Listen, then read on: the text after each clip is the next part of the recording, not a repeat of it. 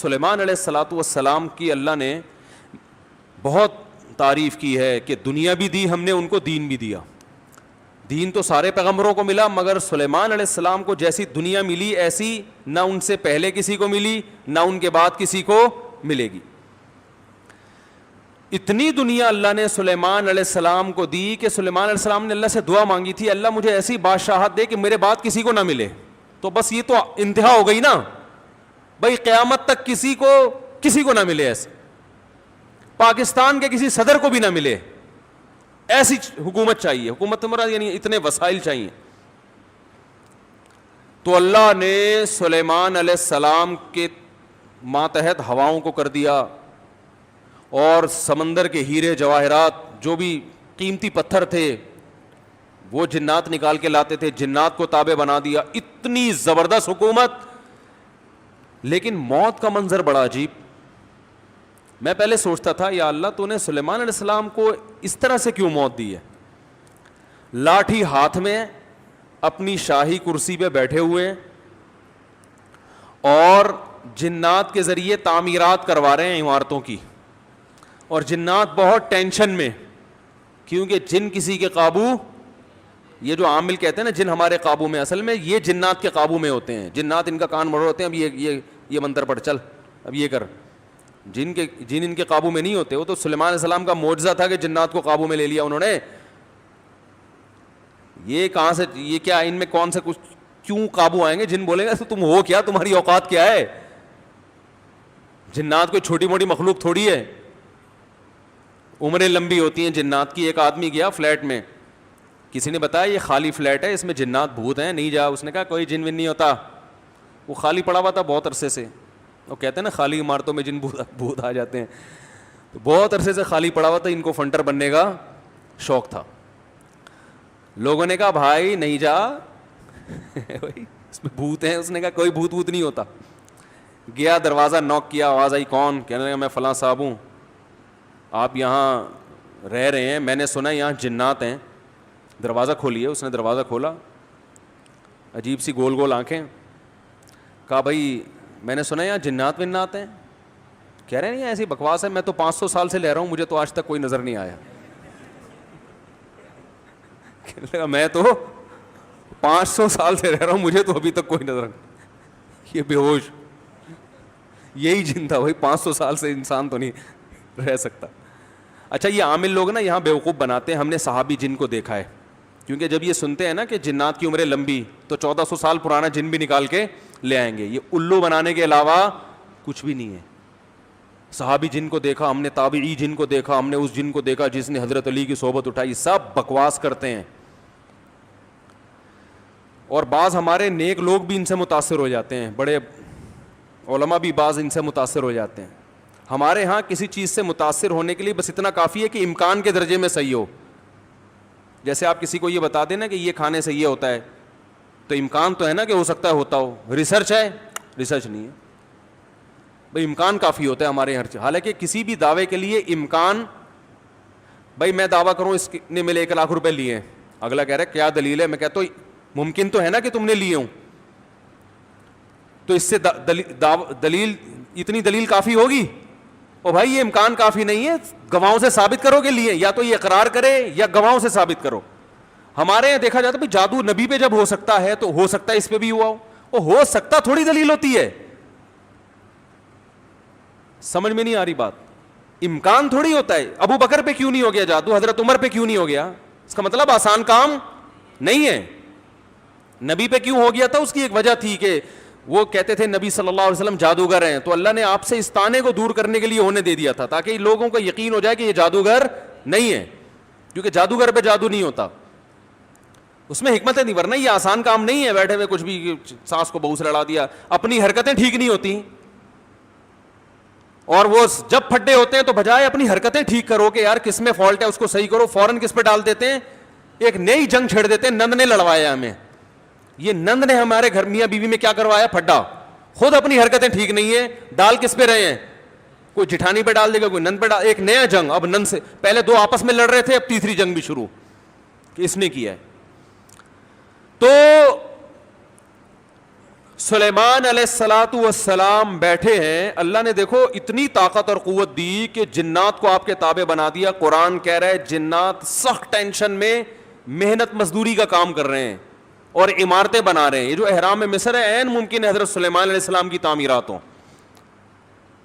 اتنی ٹینشن میں جنات, اور ادھر سلیمان علیہ السلام ایسے عصا ہاتھ میں لے کے بیٹھے ہوئے ہیں. اور قرآن کہتا ہے فلما قضینا علیہ الموت, ہم نے موت کا فیصلہ کر دیا. کیسے عجیب انداز ہے. ارے بھائی یہ تو بادشاہ پہلے بیمار ہوتے, اپنا جانشین کسی کو بنا کے جاتے, اور ان کی تو صحت بھی ایسی کہ حدیث صحیح بخاری میں 100 بیویاں ہیں. بھائی کمزور آدمی تو تصور صحیح کیا ہو جائے گا, ڈپریشن میں چلا جائے گا. کیا خیال, تو کیا خاندانی صحت ہوگی. پیغمبروں کو تو اللہ نے ویسے ہی بہت قوت دی ہوتی ہے, قابل رش صحت ہوتی ہے پیغمبروں کی. جنگ میں کمانڈر رہے ہیں, لڑائیاں لڑی ہیں جنگوں میں, اتنی زبردست صحت. اور بھائی آپ کی موت سے پہلے تو اللہ آپ کو بیمار کرتا, پھر علاج ہوتا, پھر طویل عرصہ, پھر بھائی نہیں بس اللہ نے موت دینی تھی تو دے دی, ایسے ہوتا نا.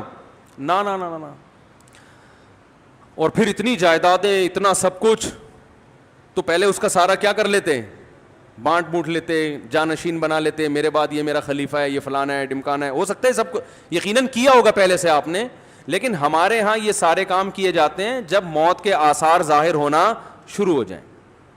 ادھر قرآن کہہ رہا ہے فلما قضینا علیہ الموت, ہم نے سلیمان کو موت دینے کا ارادہ کیا. اور کس وقت, جب وہ بیٹھے ہوئے تعمیراتی کام کروا رہے ہیں جنات کے ذریعے اور انسانوں کے ذریعے.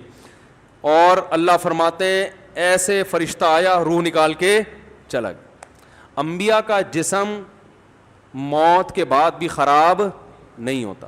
مرزا غلام احمد قادیانی کی قبر کھول کے دیکھو, اگر ایک ہڈی بھی بچی ہوئی ہے نا, ایک ہڈی بھی اس کمبخت کی باقی ہے, تو جو سزا دینا چاہو آپ دے سکتے ہو. سمجھ رہے ہو, نبی کی کا جسم کبھی بھی خراب نہیں ہوتا. قادیانی ہو سکو اس کی ایک دفعہ قبر کھول کے دنیا کو دکھا دو بس تم. انبیاء کا جسم خراب نہیں ہوتا. تو قادیانی ہو سکتا ہے یہ گستاخی کریں کہ نبی صلی اللہ علیہ وسلم کی تو قبر کوئی کھول نہیں سکتا.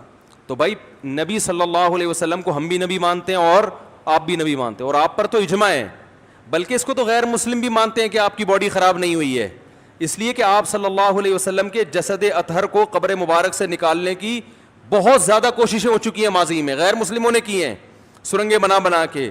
اس کا مطلب ان کو بھی پتا تھا کہ جسم کیا ہے, سلامت ہے.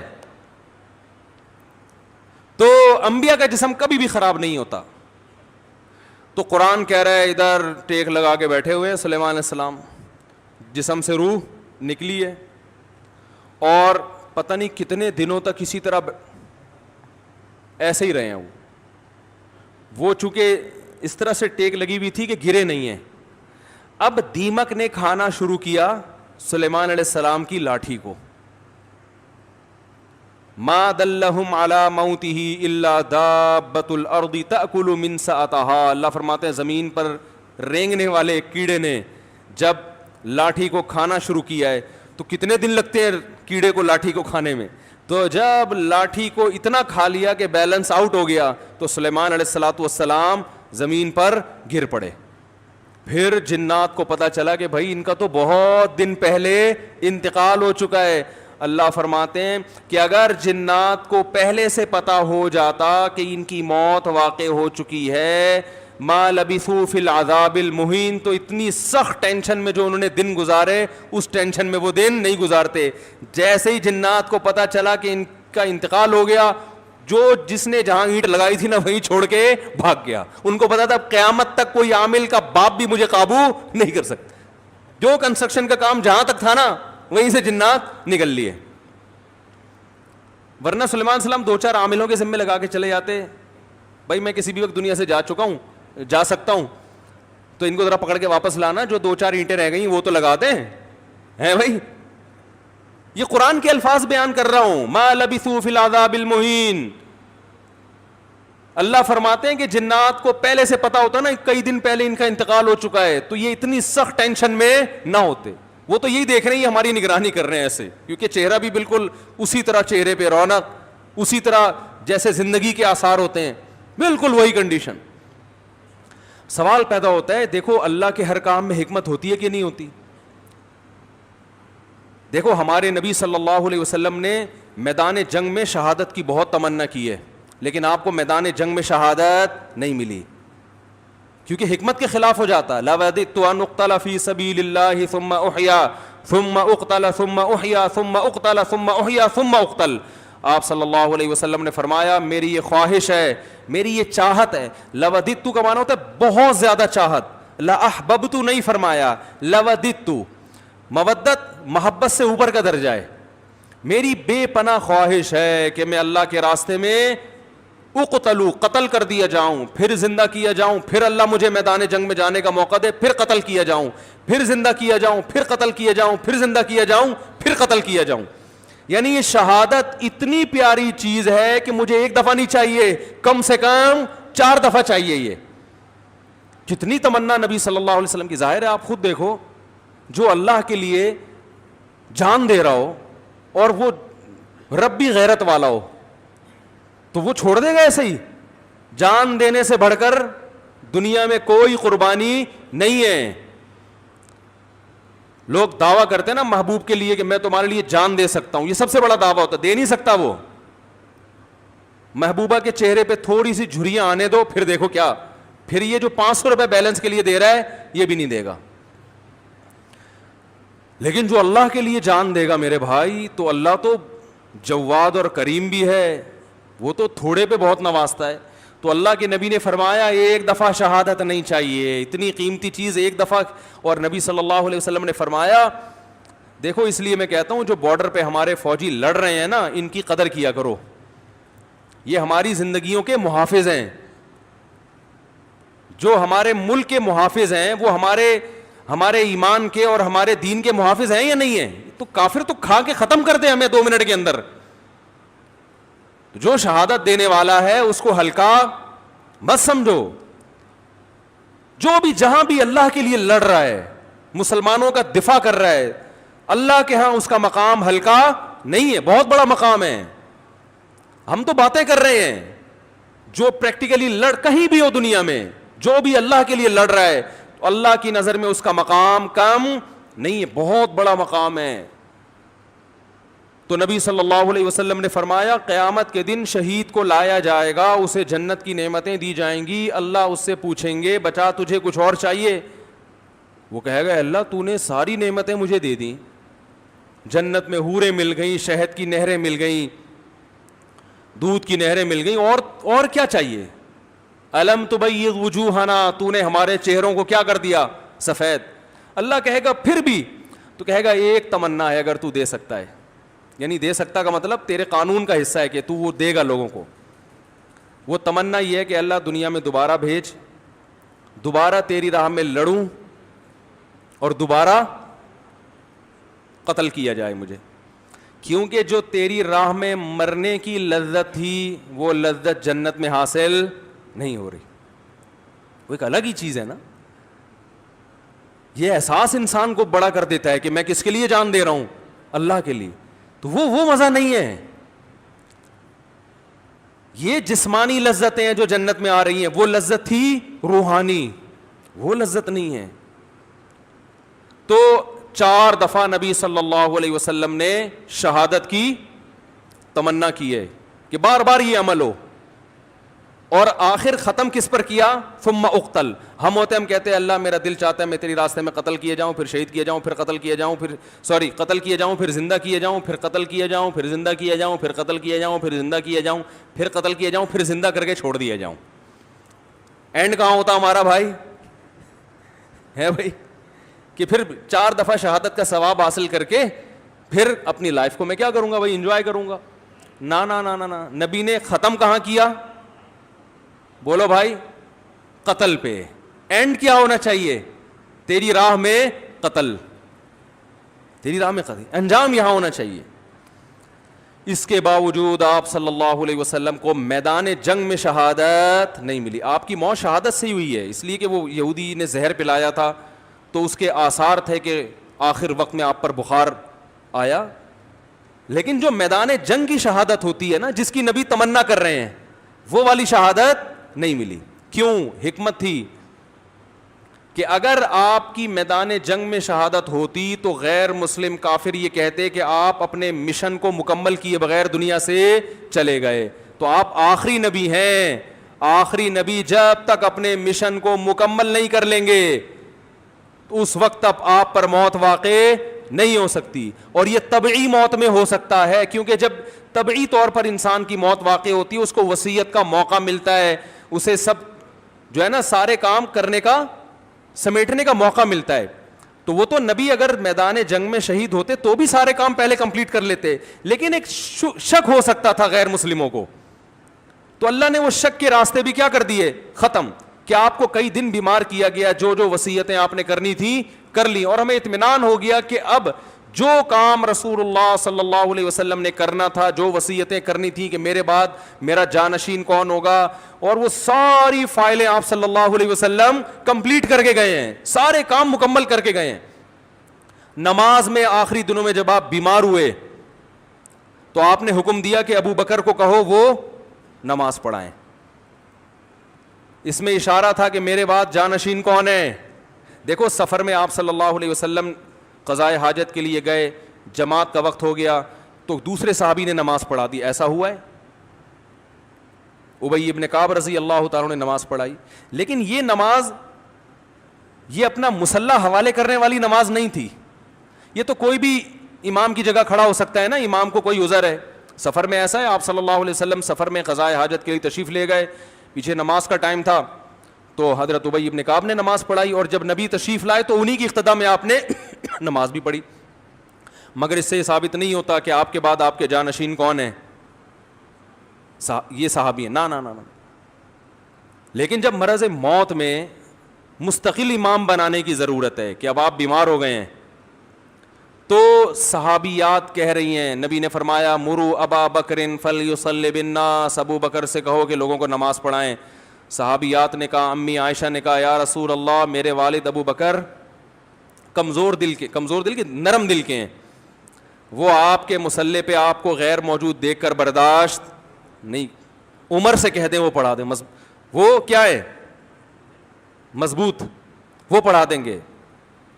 ایسے موقع پہ آپ صلی اللہ علیہ وسلم یہ کہہ سکتے تھے کہ بھائی سفر میں کسی نے بھی پڑھا دی تو اس میں بحث کرنے کی کیا ضرورت ہے, میری طبیعت خراب ہے کوئی بھی آ جائے ہے بھائی, کسی کو بھی کہو نماز پڑھا دے. نا نا نا نا نا, آپ کو پتا تھا آج جس کو مصلی پہ کھڑا کر دیا تو قیامت تک کے لیے اسٹیمپ لگ جائے گی کہ نبی کا جانشین کون ہے. بولو بھائی یہ ہیں. تو آپ صلی اللہ علیہ وسلم نے فرمایا نا نا نا ابو بکر سے کہو. پھر امی عائشہ نے فرمایا, حالانکہ امی عائشہ کو تو خوش ہونا چاہیے نا, ان کے تو والد ہیں, لیکن وہ دیکھ رہی ہے کہ رقیق القلب ہیں, اور اللہ کے نبی ابو بکر کے علاوہ کسی اور کو قبول, بولو بھائی نا.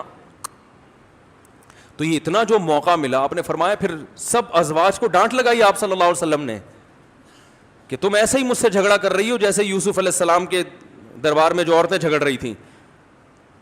تو پھر آرڈر دیا کہ نہ ابو بکر کے علاوہ کوئی بھی نہیں. تو اگر آپ میدان جنگ میں شہید ہو جاتے اچانک تو یہ ساری حکمتیں کیا ہو جاتی, فوت ہو جاتی. تو اللہ نے نہیں شہید ہونے دیا. تو ایسے ہی سلیمان علیہ السلام کو اللہ نے اچانک موت دی ہے, بالکل اس کے برعکس. بیٹھے ہوئے ہیں اور جناب فرشتہ آیا, چلو بھائی ٹھیک. موسیٰ علیہ السلام کے پاس آتا تو پہلے ایک چماٹ کھاتا. حدیث میں آتا ہے ہر پیغمبر, دیکھو جتنے بھی علماء ہیں نا, ہر ایک کا مزاج دوسرے سے مختلف ہوتا ہے. مزاج کو دیکھ کے کبھی فیصلہ نہ کیا کرو یہ صحیح ہے یہ غلط ہے. بعض کا مزاج جلالی ہوتا ہے, بعض کا مزاج نرم ہوتا ہے. تو جو نرم مزاج علماء کے پاس رہے ہیں, جب کسی جلالی سے واسطہ پڑتا ہے تو کہتے ہیں ان کے اخلاق ٹھیک نہیں ہے. بھائی اخلاق کی بات نہیں ہے, ہو سکتا ہے ان کے اخلاق ان سے بھی اچھے ہوں, مزاج میں کیا ہے تھوڑا سا جلال ہے. تو مارکیٹ میں ہر قسم کی چیز چاہیے نا, سارے میٹھے میٹھے میٹھے بن جائیں گے تو یہ تو لوگ تو مولویوں کو کھا کھا کے ختم کر دیں گے. ہمارے حضرت جلالی تھے, ایسا نہیں کوئی بھی اٹھ کے آ گیا بیل بجا دی حضرت سے ملنے آئے ہوں. فرمایا بھائی ٹائم ہوتا ہے ہر چیز کا. بڑے بڑے آفیسر آتے تھے حکومت کے, حضرت لفٹ نہیں کراتے تھے, ٹائم ہے اس پہ آؤ گے بیٹھیں گے, اور فالتو بات کرنے کی اجازت. حضرت کے پاس تو بات کرنے سے پہلے آدمی سوچتا تھا, اس لیے کہ وہ کام تھا ان کا, سارا دن مصروف تھے. اگر وہ اس طرح سے بیٹھ جاتے ٹھیے لگا کے, لوگ تو آئیں گے, لائن لگے گی. اور بعض علماء کیا ہوتے ہیں, وہ ذرا جمال ان کی طبیعت میں غالب ہوتا ہے. آپ نہیں آئے تو خود آپ کے گھر پہنچ جائیں گے, بھائی بہت دن ہو گئے اب تک آئے کیوں نہیں آپ, ہے بھائی. تو یہ ڈیزائن ہے, چلتا ہے. بدگمان نہ ہوا کرو, شریعت پہ اگر چل رہے ہیں نا تو بس صحیح ہے. تو موسیٰ علیہ السلام تھے کیا, جلالی. حدیث میں آتا ہے ان کے پاس فرشتہ آیا انسانی شکل میں. موسیٰ علیہ السلام نے پوچھا کیسے آنا ہوا, کون ہو بھائی؟ انہوں نے کہا موت کا فرشتہ ہوں, آپ کی جان لینے کے لیے آیا ہوں, آپ کی جان لینے کے لیے. حضرت موسیٰ نے ایک زور سے لگایا تماچا, حدیث میں آتا ہے آنکھ نکل کے گر گئی ان کی. پھر اللہ میاں کے پاس گئے, اللہ اپنے کس بندے کے پاس تو نے مجھے بھیج دیا. اب سوال یہ پیدا ہوتا ہے کہ حضرت موسیٰ نے تھپڑ کیوں مارا ہو. اب اس کی تو ظاہر ہے پیغمبر کوئی غلط کام تو کرتے نہیں ہیں, تو بہت ساری لوج میرے ذہن میں یہ آتا ہے کہ ان کو یہ فرشتے کا اسٹائل پسند نہیں آیا. شاید یہی وجہ ہو سکتی ہے. کیسے ایکسکیوز کر رہے ہو آ کے, جیسے کوئی ہدیہ دینے کے لیے آئے ہو. جیسے وہ ایک آدمی کی شادی ہوئی نا, تو دلہن کے پاس گیا تو اب سمجھ میں نہیں آ رہا تھا بات چیت کی ابتدا کیسے ہو, بغیر تمہید کے شروع ہو جائیں تو بولے گی وہ پھوڑ پتہ نہیں اس کو تو بات چیت نہیں آتی. تو اب گھنٹہ بیٹھ کے سوچ رہے کہ بات چیت شروع کیسے کروں. بعض لوگ ادب کے مارے ہوئے ہوتے ہیں نا, ارے بھائی تو جیسے بھی چاہے سمجھ میں آ رہا ہے شروع کر دے. ادب کا مارا ہوا تھا بیچارہ, اردو ادب کا. تو کافی دیر سوچنے کے بعد کہتا ہے کل میری آپ سے شادی ہوئی تھی, اس سلسلے میں حاضر ہوا ہوں. کل میری آپ سے شادی ہوئی تھی, اس سلسلے میں حاضر ہوا. تو خیر سلیمان علیہ السلام کی جو موت اچانک ہوئی ہے, اصل میں سلیمان علیہ السلام کے پاس وسائل بہت تھے, حکومت بہت تھی, کام اس طرح سے بہت پھیلا ہوا تھا. تو ان کو اس طرح سے اچانک موت دے کے اللہ نے بتا دیا کہ تم اس خوش فہمی میں نہ رہو کہ تمہاری بچیوں کی ابھی شادی نہیں ہوئی ہے تو پہلے ان کی شادیاں ہو جائیں گی, بچے اپنے پاؤں پہ کھڑے ہو جائیں گے, ابھی تو تم نے کمیٹی ڈالی ہے وہ نکلے گی, پھر تم کمرشل پلاٹ خریدو گے, ہیں بھائی. اور ابھی تو یوں ہے, ابھی تو میں بہت صحت مند ہوں, میں نے اپنی رپورٹیں سارے ٹیسٹ کروائے, ایک دم اوکے کی رپورٹ ہے, ڈاکٹر نے کہا تو 50 سال سے پہلے مرنے والا نہیں ہے, اور بالکل فٹ فاٹ, اور نہ کوئی ڈپریشن, اور بالکل, اور ابھی میرا زندہ رہنا بہت ضروری ہے کیونکہ میں مر گیا تو کمپنی کا کیا ہوگا, بچیوں کا کیا ہوگا, بیوی کا کیا ہوگا, اور میرے والدین کا کیا ہوگا. تو اللہ نے بتایا تم کس کھیت کی مولی ہو بھائی, اتنے بڑے پیغمبر اور اتنے وسائل کہ تم ان وسائل کا تصور نہیں کر سکتے. میں نے جب ارادہ کیا تو ان سے مشورہ نہیں لیا, بیٹھے بیٹھے موت دے دیے, سارے کام ادھورے, سارے پروجیکٹ, وہ جو اینٹ جہاں رہ گئی تھی نا آخری, جن وہ چھوڑ کے بھی بھاگا ہے. تو تمہارے پروجیکٹ کی کیا حیثیت ہے, تم کس کھیت کی مولی ہو بھائی. تو جس کو جتنی دنیا بھی دے دوں سیکنڈ بھی نہیں لگے گا چھیننے میں, تو زیادہ فنڈر بننے کی کوشش, اپنی جو صحت کی رپورٹیں ہیں نا, کولیسٹرول لیول بالکل سیٹ ہے بھائی, ہر سب کچھ ٹھیک ہے, اس کے باوجود بیٹھے بیٹھے مار دوں گا. وہ ہمارے یہاں بہاریوں میں مشہور ہے کہ جب موت آتی ہے نا, اونٹ پہ بیٹھے ہوئے آدمی کو کتا کاٹ لیتا ہے, جو نہ کٹے آری سے کہتے ہیں نا, وہ کٹے بہاری سے. تو ان باتوں کی وجہ سے تو کہتے ہیں لوگ, ویسے بہت اچھے لوگ ہوتے ہیں, کوئی ناراض نہ ہو جاؤ بھائی, لیکن باتیں بہرحال بہت ٹائٹ کرتے ہیں. جو نہ کٹے آری سے کہتے ہیں وہ کٹے. تو اونٹ پہ بیٹھے ہوئے آدمی کو کیا کاٹ لیتا ہے. ہمارے بہاری دوست تھے, ابھی بھی ہیں, تھے کیا, بیان بھی سنتے ہوں گے انشاءاللہ. تو وہ کہتے تھے مفتی صاحب جب شامت آتی ہے تو اونٹ پہ بیٹھے ہوئے آدمی کو, میں نے کہا یار باتیں تمہاری بڑی ٹائٹ ہیں یار, اونٹ پہ بیٹھے ہوئے آدمی کو کیا کاٹ لیتا ہے؟ کتا. تو ہم اور آپ کس کھیت کی مولی ہیں بھائی. ہمارے ایک دوست تھے, بڑے مالدار بھی تھے, اور مدرسے میں ہمارے ساتھ پڑھا کرتے تھے, اکلوتے بیٹے تھے والدین کے. والدین نے ان کو عالم بنانے کے لیے سارے وسائل لگا دیے. جب عالم بن کے فارغ ہوئے, ایکسیڈنٹ میں ان کی موت واقع ہو گئی. اب یہی لوگ مجھ سے پوچھ رہے تھے یار ان کے تو والدین کا سارا محنت ضائع ہو گئی. میں نے کہا ضائع تو نہیں ہوئی, آخرت میں ذخیرہ, لیکن کام تو نہیں ہو سکا نا جو والدین چاہتے تھے. میں نے کہا بھائی اللہ کہہ رہے ہیں ان کی موت میں کیا حکمت ہے؟ میں نے کہا ان کی موت میں یہ حکمت ہے, اللہ نے بتا دیا میں کسی کو کسی بھی وقت مار سکتا. کوئی بھی کسی بھی ٹائم پہ دنیا میں جا سکتا ہے, چاہے ملک کا بیڑا غرق ہو جائے, گھر کا بیڑا غرق ہو جائے, یا سارے کاروبار کا بیڑا غرق ہو جائے, تعلیم ادھوری رہ جائے, کچھ بھی ہو جائے, سارے پروجیکٹ کی ایسی کی تیسی ہو جائے. اس لیے اللہ کو اپنے حساب سے مت چلاؤ, اپنے آپ کو اللہ کے حساب سے چلانا شروع کر دو. موت کو اپنے حساب سے مینج مت کرو, موت کے حساب سے خود مینج ہو جاؤ. پہلے سے وصیتیں لکھ کے رکھو, اگر یہ اینٹ لگنے سے پہلے میں مر گیا تو کیا ہوگا, یہ اگلی اینٹ کون لگائے گا؟ صحیح ہے نا. تو ہم لوگ موت کو مانتے ہیں, موت کے لیے تیار نہیں ہے.